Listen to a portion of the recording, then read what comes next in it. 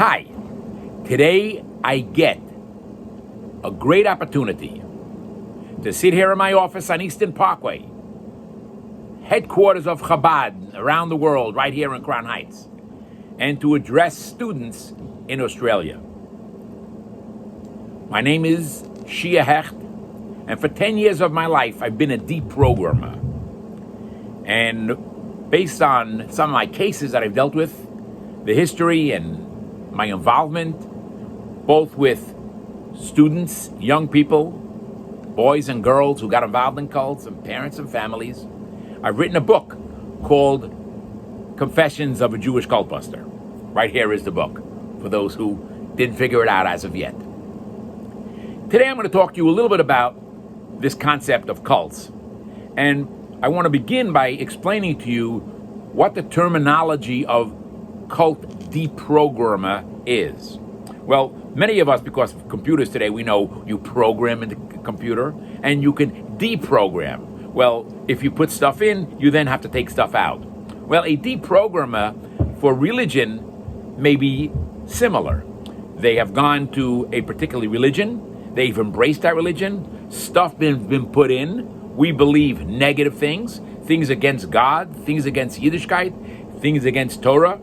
And we go there and try to extract it and take that out, deprogram that person.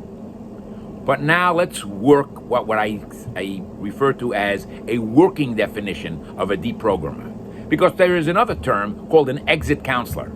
So parents see that little Moshe or little Chani is involved in a cult. So what do? They call up the local rabbi and say, Rabbi, I want to bring in my son. Well, they don't call him Moshe, they call him Martin. They don't call him Chani, they call him Hannah. And they bring in their child to the rabbi. And the rabbi sits and discusses with them what the story is. Or perhaps a counselor, a psychologist, a therapist. And they work with the young people. That's when it's voluntary. The person who embraced another religion is willing and open to talk about their decisions. But what about when a young person says, I'm not going to the rabbi, I'm not going to the therapist, dad, mom, that this is not happening? Well, the parents come themselves and say, listen, Mark is involved, Hannah is involved. What can you do, Rabbi? I said, what can I do? I'm a cult deprogrammer. What I can do is get a little van, find out where your son or daughter is, drive down the streets, grab your child, throw them into a van, bring them into a safe house, and work with them for the next 4 to 14 days. That's usually the average.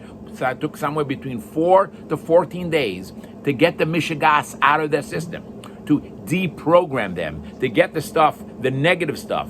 And I always explain to people, it's anti-Jewish, it's anti-God, but it's also anti-American. In your case, would be anti-Australian, meaning they really take away the free choice of the young person, of that young man or young woman who entered into the cult. Now, they do it systematically, and when we deprogram them, we undo it, we also do it systematically. So we overload their system a little bit, we work hard, long hours, we do feed them well. The cults don't necessarily feed them well. They give certain foods to help get certain results based on diet. And I'm sure all you know, one of the important things is a healthy diet, getting proper exercise. These are things important for our growth. Well, they determine and they really control the environment for these young people.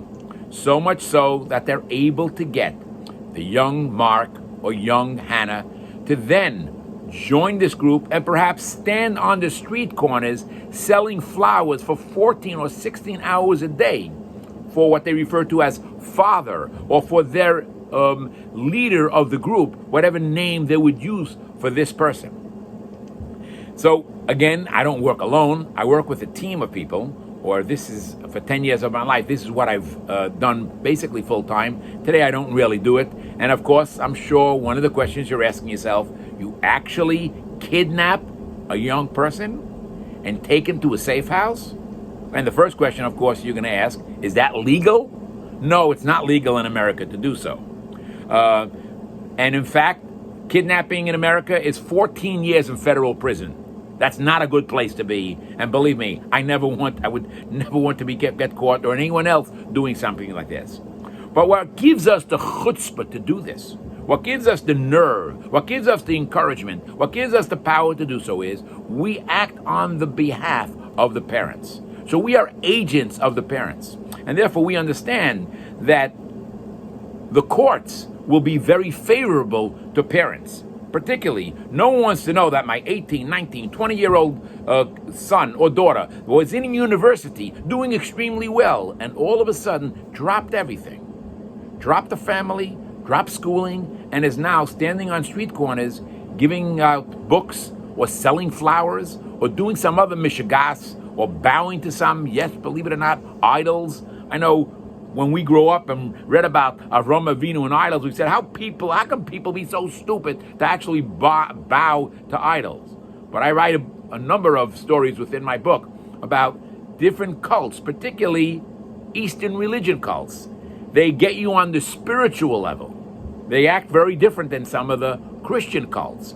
And once they get you in, they have you bowing or praying to different idols or serving different idols, or would bring sacrifices of food for different idols. I remember walking into a house one day, and a young person, he was 19 years old, just joined this particular religion, actually a South American religion, and when I walked in, he had this house set up, this whole table, different sacrifices that he brought, different fruit, because he believed that his God was a vegetarian. So we made sure, I know it sounds funny, it sounds weird, but this is the story. And I'm sitting, and you try to have a conversation with this guy when he's talking to you and he is somewhere else.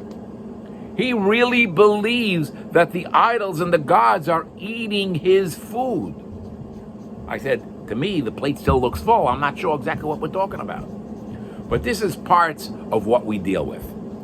The thing what I want to address today is tell you an interesting story of how we got to a deprogramming. And this story takes place, as it happens, right here in Crown Heights. You see, Glenn joined the Moonies, and his father actually had a store on Utica Avenue. For those who know, the heart of Crown Heights is Kingston Avenue. 4 blocks away is Utica Avenue. It's a business district and many stores. And Mr. Katz had a store on Utica Avenue. And every Friday, boys from the yeshiva, they would go on Mivtzayim. They would go and put on tefillin with different storekeepers along Utica Avenue. Every Friday they would come into Mr. Katz. They would put on tefillin with him. They'd give him a little bit of thought for the week, Alachaim, talk to him a little bit, inspire him. And Mr. Katz started unloading to them and said, listen, guys, yeshiva bochas, you got to help me out. My son joined the Unification Church, or commonly known in America as the Moonies. How can you get him out? Week after week, he would cry, he would say his Shema, he would put his tefillin on, and they weren't able to help him. One day, on a Friday, they walk into a store, and immediately Mr. Katz was anxious. He was happy to see them. Come on into the back. I got to talk to you. He says, I come from Westchester every day, which is a suburb of New York City, and I come every day to Brooklyn, to Crown Heights, to do my business. I pass by a neighborhood called the Bronx, a part of the neighborhood, and in those days, the Bronx was known to be bombed out. Blocks and blocks just burned to the ground. The South Bronx was really in bad shape. High crime and a lot of devastation within the Bronx, which is one of the actual counties within New York City. Mr. Katz says, when I travel through the local streets, now I don't take the highway, I'll take the local streets, and I pass by a block where there is a synagogue that's boarded up. And every day when I go, I pass the synagogue. Tuesday morning, I passed the synagogue. I noticed the synagogue was open. I couldn't believe it. And in front of the synagogue, there's a tremendous big 45-foot dumpster, a garbage dumpster that they're throwing garbage in. He says, I got out of my car, parked my car, ran inside, and I saw a black custodian there. And I went over to the man and said to him, excuse me, why is this building open? He says, well, all I know is I was hired to clean out the building. Tomorrow, bulldozers are coming to knock this building down because they're putting up along this entire block, they're putting up affordable housing. He says, do you mind if I take some of the stained glass? Remember, it was an old synagogue. It had a lot of beautiful stained glass. He says, of course, you can take whatever you want. As I told you, they're knocking the building down tomorrow. Well, Mr. Katz runs to his car, gets a little tool chest, comes back and starts taking out some of the beautiful old glass. This is stained glass that maybe 100 years old. Beautiful stuff. Magen Davids and menorahs and different type of things that he has. He starts packing up his car. His car is so weighed down. The boot of the car is full. The back seat of the car is full. And he is really like, they say, like a pig in dirt. He was having such a good time actually taking what his hobby is, stained glass. And it was really a windfall. He had a tremendous day. He finishes a few hours of work. His car is full. He can't put anything else in. He goes to the custodian to end off to tell him thank you. He goes to the custodian. He says, sir, I just want to thank you very, very much. And he says, Mr. Katz says, I don't know what pushed me, what possessed me, but I asked him, by the way, is there anything else that I should be aware of? To which the black man says, well, downstairs, in the closet in the front, there's something there with like sticks, and there's something there. Mr. Katz immediately knew what it was, runs downstairs, run to the front, the old Aron Kodesh, the old ark, which is now, paint falling down, and it's old and wet, and there is a Sefer Torah standing right there in the ark. He takes the Sefer Torah, goes back upstairs, he says, I can take this? He says, yes. He says, if not, I have to throw it in the dumpster. I'm throwing it into the garbage. And with this, Mr. Katz says, this is the Torah I saved. I'd like you to take the Torah. Well, the two yeshiva boys took the Torah, ran back to 770, and they realized they have an opportunity here. They meet in the yeshiva, Rabbi Springer, and they tell him the whole story. Rabbi Springer says, let's write to the Rebbe right now, and writes a letter to the Rebbe and says, Rebbe, this man saved the Sefer Torah from going to the garbage. We are told in the Talmud that a Sefer Torah is like a man, and man is likened to a Torah. He saved the Torah. Maybe in this chus, we can save his son from the Moonies.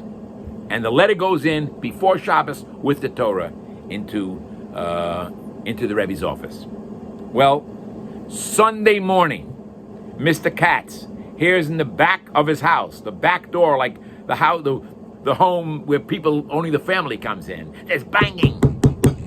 Who's home? Glenn came home. He couldn't believe it. For 6 months, he had lost contact with his son who was involved in this cult. And now, this Sunday morning, he's banging on the door to come in. Well, a few hours later, we brought him to a safe house. And 5 days later, Glenn realized that the path of the Moonies was wrong. As it happens, not always are we so lucky, but Glenn embraced Yiddishkeit. He became frum. He went to yeshiva. He married a religious young woman. And today has children and grandchildren that are studying in the Hebrew day schools, in what we refer to here in America as the yeshivos. Saving the Torah saved Glenn. And the process was a process called deprogramming. When in this time, we worked out to show the negatives of the cult, the positives of Yiddishkeit, in his case, showing him that he was a Kohen, and the blessings that a Kohen is, and why it's so very, very important for him, if he's looking to serve God, to do so in a Jewish way. I hope you enjoyed my story, and I hope you enjoyed my topic. Hopefully we'll have another time for an opportunity to talk. But I wish you, dear students, and I'm not sure if you're back to school yet, I wish you tremendous success in your studies. I wish you tremendous success in your friendships. in your relationships, with your friends, with your parents, with your families. And see to it to think as we prepare ourselves for Rosh Hashanah and Yom Kippur, that not only to satisfy yourself, to fill your need, your spiritual needs, but also those of others. So if you know Aleph and Beis, teach that to somebody else. If you only know Aleph, then teach that to somebody else. Inspire others, work with others, and let's hope if we all work together, here, us in America, you guys down in Australia, will work together, we will definitely fulfill the mission that the Rebbe has placed on us of bringing Mashiach. Amen. May you be a source of tremendous blessing to your parents, and let me just say that you should be blessed with Akasiva, Vachasima Tova, Lashona Tova, Masuka, a happy, healthy, sweet new year, Begashmis and Beruchnis, physically and spiritually.